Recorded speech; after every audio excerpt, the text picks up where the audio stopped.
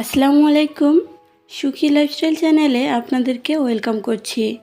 কাছে এবং দূরে, দেশে বা দেশের বাহিরে যে যেখান থেকে আমার এই ভিডিওটা দেখতেছেন, আশা করছি আল্লাহর রহমতে সবাই অনেক ভালো আছেন।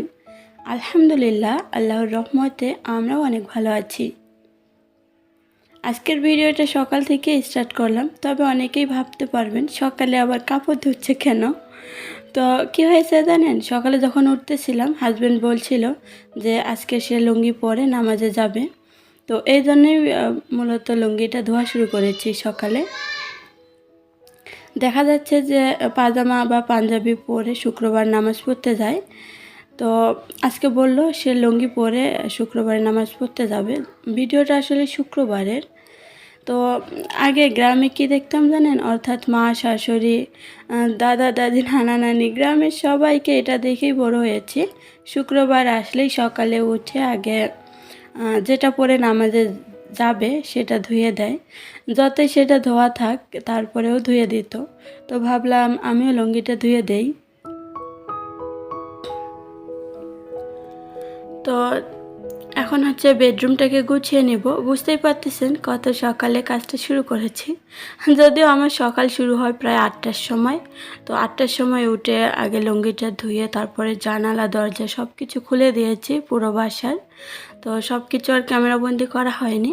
এরপরে বেডটাকে গুছিয়ে নিচ্ছি।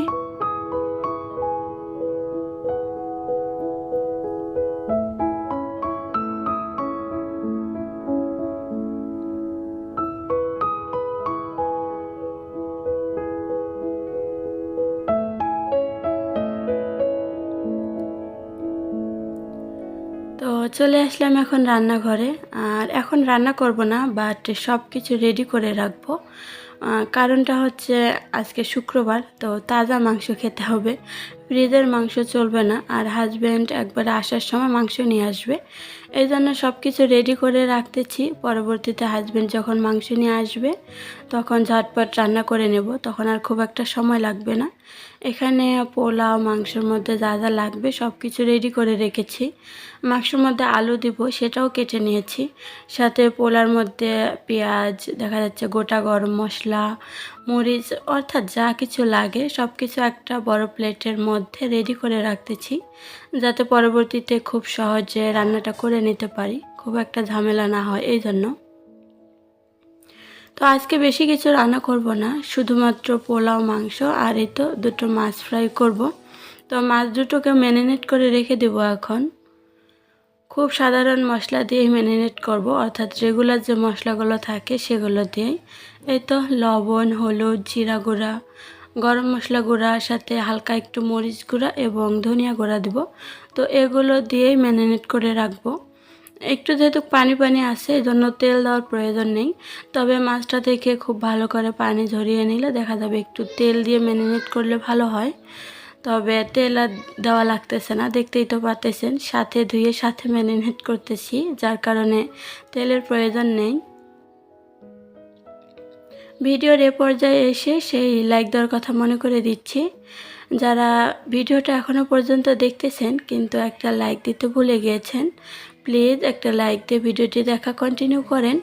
আর যারা আজকে আমার চ্যানেলে নতুন ভিজিট করতেছেন, ভিডিওটি যদি কোথাও কোনো অংশ একটু ভালো লেগে যায় তাহলে প্লিজ চ্যানেলটিকে সাবস্ক্রাইব করে পাশে থাকা বেল অপশনটি অল করে দিবেন। বেশ কিছুদিন ধরে আপনাদের সাথে রেগুলার ভিডিও শেয়ার করা হচ্ছে না, কিংবা আগের মতো আর ব্লগ ভিডিও শেয়ার করা হচ্ছে না। আর যেটা হচ্ছে সেটা অনেক আগের শিডিউল করে রাখছি এরকম টাইপের। তো ভাবলাম আজকে একটা ব্লগ ভিডিও শেয়ার করি আর আপনাদের সাথে কিছু গল্পও করি, কারণ অনেক গল্প জমে গিয়েছে। যদিও লাস্ট কয়েকটা ভিডিও আমি অর্গানাইজ ভিডিও শেয়ার করছিলাম, সেখানে তো আর মন খুলে গল্প করা যায় না, চাইলেও বেশি কথা বলা যায় না অর্গানাইজ ভিডিওগুলোতে। তো আরও অর্গানাইজ ভিডিও আছে, তো ভাবলাম যে ওগুলো থাক, পরবর্তীতে দিব। আজকে একটা ব্লগ ভিডিও দেই আর আপনাদের সাথে মন খুলে একটু গল্প করি, এই জন্য মূলত আজকে ব্লগ ভিডিওটা দিচ্ছি। যদিও বলতে পারেন আমার নতুন বাসার প্রথম ব্লগ। তো রান্নাঘরে সব কিছু রেডি করে রেখে এখন গোসল করে নিলাম, কারণ আজকে যেহেতু শুক্রবার, পরবর্তীতে রান্নার চাপে পড়ে দেখা যাবে গোসলটাও লেট হয়ে যাবে, আর গোসল লেট হলে নামাজটাও লেট হয়ে যাবে। এই জন্য আগেই গোসল করে নিলাম। পরবর্তীতে হাজব্যান্ড আসলেই দেখা যাবে যে মাংসটা বসিয়ে দিব। আর পোলাও রান্না করতে খুব একটা সময় লাগে না, মাংস হতে হতে আর এক চুলায় পোলাও এবং মাছ ভাজা করে নিতে পারবো। তো যেটা বলছিলাম, মানে কোথা থেকে শুরু করব বুঝতে পারছি না। প্রথমেও বলি, আমি কিন্তু আমার ভিডিওগুলো আগে একদিন পর পর দিতাম, এখন কিন্তু আর একদিন পর পর দিচ্ছি না। এখন 2 দিন 3 দিন পর পর হয়ে যাচ্ছে ভিডিওগুলো। তো অনেকগুলো কারণে এরকম হচ্ছে। মূলত আমি বাসা চেঞ্জ করতেছিলাম, যার কারণে আপনাদের ভিডিওগুলো সেরকমভাবে দেখতে পারতেছিলাম না। তবে খুব একটা যে দেখতে পারতেছিলাম না সেটাও না, হয়তো তুলনামূলকভাবে একটু কমে গিয়েছিল, যার কারণে আমার ভিউজের অবস্থাও খুব খারাপ ছিল। আর এই সব কিছু মিলে না আর ভিডিও দিতে বা দেখতেও ইচ্ছা করছিল না, এই কারণে এই গ্যাপটা পড়ে গিয়েছে। তাছাড়াও আছে কি জানেন, ভিডিও তো শিডিউল করে রেখেছি, খুব একটা সমস্যা নেই, একদিন পর পরেই ভিডিও দিতে পারতাম। কিন্তু ওই যে আপনাদের ভিডিওগুলো আমি দেখতে না পারলে আপনারাও আর আমার ভিডিও দেখেন না। তো এই একটা হতাশা কাজ করছিল যে এত কষ্ট করে সারাদিন ফুল ওয়াশ করি, কিন্তু আমার যদি কয়েকদিন সমস্যা থাকে সেটা কেউ আসলে বুঝে না। কেউ বুঝে না বললে ভুল হবে, অনেকেই বোঝে আবার অনেকেই বোঝে না। তো অনেক কিছু চিন্তা ভাবনা করে না, এখন আর একদিন পর পর ভিডিও দেওয়া হয়ে ওঠে না। তো আমি যখন একদিন পর পর ভিডিও দিতে পারছি না, তাহলে আপনাদের ভিডিওগুলো আমি প্রতিদিন কি করে দেখব বলেন?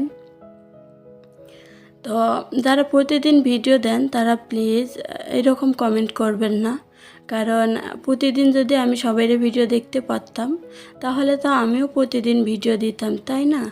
তো আমি যেহেতু প্রতিদিন ভিডিও দিতে পারছি না, তার মানে প্রতিদিন সবাইয়ের ভিডিও দেখাও সম্ভব না। তো যারা একদিন কিংবা 2 দিন পর পর ভিডিও দেন, তাদের ভিডিওগুলো যদি মিস যায় তাহলে প্লিজ আমাকে জানাবেন, আমি দেখে নেব। আসলে একসাথে অনেকগুলো নোটিফিকেশন আসে, তো চাইলেও সবগুলো একসাথে দেখা হয়ে ওঠে না। আবার দেখা যাচ্ছে যে অনেক সময় ব্যস্ত থাকি, ব্যস্ততার কারণে ভিডিওগুলো দেখতে পারছি না, পরবর্তীতে আর খুঁজে পাচ্ছি না, এরকম হচ্ছে। আসলে মনে করে করে একজনকে খুঁজে খুঁজে নিয়ে আসলে ভিডিও দেখা তো সম্ভব হয় না। যখন যারটা সামনে পড়ে তখন তারটাই অন করে রাখি, দেখা যাচ্ছে সে আমার ভিডিও দেখে না, তারপরে অন করে রেখে দেই। আবার অনেকেই আছে যারা আমার ভিডিও দেখে কিন্তু তাদের ভিডিও আমি দেখছি না, তো তারা কিন্তু আমাকে চাইলে নক দিতে পারেন, কারণ ভুল তো মানুষেরই হয়, তাই না? তো সত্যি কথা বলতে কি জানেন, নিজের ভিডিও তৈরি করতে যতটা না কষ্ট হয়, অন্যের ভিডিও প্রতিদিন দেখতে কিন্তু তার থেকে 2 গুণ 3 গুণ বেশি কষ্ট হয়। কারণটা হচ্ছে নিজেকে তো সংসারে কাজকর্ম করতে হয়, আর ভালো লাগা থেকে যেহেতু ইউটিউবে এসেছি, তো ভিডিও করতেও কিন্তু খুব একটা খারাপ লাগে না। মাঝে মধ্যে খারাপ লাগলে পরবর্তীতে আবার ভালোও লাগে।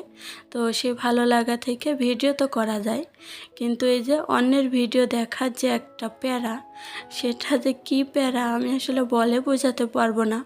দেখা যাচ্ছে 1 ঘন্টা বাদ গেলে অনেকগুলো নোটিফিকেশন জমা পড়ে যায়, আর একদিন যদি বাদ যায় তাহলে তো অনেকজনের ভিডিও দেখা বাদ পড়ে যায়। আর এভাবেই দেখা যাচ্ছে যে বাদ দিতেও ইচ্ছা করে না, আবার দেখতে গেলেও প্যারাদায়ক মনে হয়। এই যে কাজ করতেছি, কখন ভিডিও শেষ হবে আবার একটা অন করতে হবে, আবার একটা কমেন্ট করতে হবে, এই একটা মাথায় চিন্তা থাকে। সাথে তো সংসারে কাজকর্ম করতেই হয়।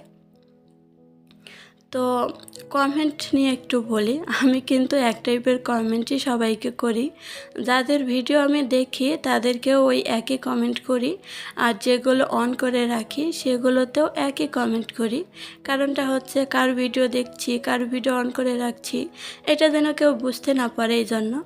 আর আমার ভালোবাসার আপুরা যাদের ভিডিও আমি আগে দেখে বিস্তারিত বড় বড় কমেন্ট করতাম, তারা তো জানেই যে তাদের ভিডিওগুলো আমি ভালোবেসে দেখি।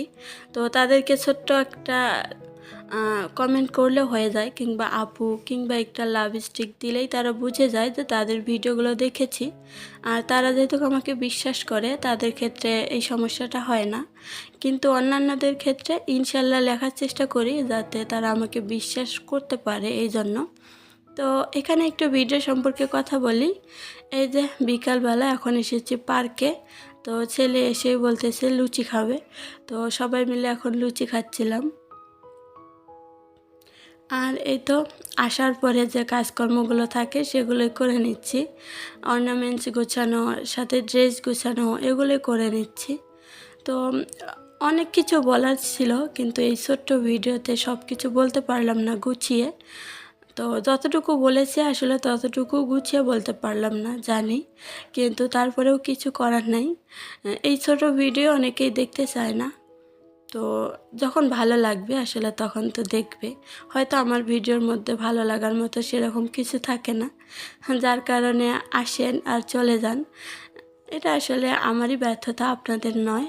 তো অনেকে আছে আবার এই যে ইউটিউবের নেশায় পড়ে, মানে ভিউজ, একজনকে কমেন্ট করলেই যেন তার ভিডিওতে ভিউজ বাড়ে, এরকম চিন্তা ভাবনা নিয়ে আসে। তো তারা তো আর এত দূর অবধি থাকবেও না, আমার এই কথাগুলো শুনবেও না। যারা কমেন্ট করার জন্য এসেছে তারা অলরেডি চলেও গিয়েছে। তো আরও অনেক কথা বলার ছিল, হয়তো গুছিয়ে বললে এইটুকু ভিডিওতেই আরও অনেক কথা বলা যেত, কিন্তু গুছিয়ে যেটুকু বলতে পারিনি। তো ততটুকু বলেছি, আমার এই ভিডিওর লেন্থ অনুযায়ী সে কথা শেষ, চাইলেও আর বলতে পারতেছি না। তো অনেক কিছু বলার ছিল, যাই হোক অন্য ভিডিওতে বলবো। তো এখন হচ্ছে এই তো ড্রেসগুলো গুছিয়ে নিচ্ছি, যেগুলো পরে বাইরে গিয়েছিলাম।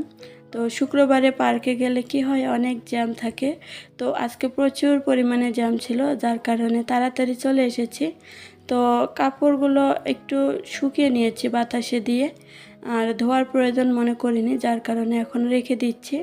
তো দেখতে দেখতে ভিডিও শেষ পর্যায়ে চলে এসেছি। আপনাদের সুস্থতা কামনা করে এবং পরবর্তী ভিডিও দেখার আমন্ত্রণ জানিয়ে আজকের মতো এখান থেকে বিদায় নিয়ে নিচ্ছি। আল্লাহ হাফেজ।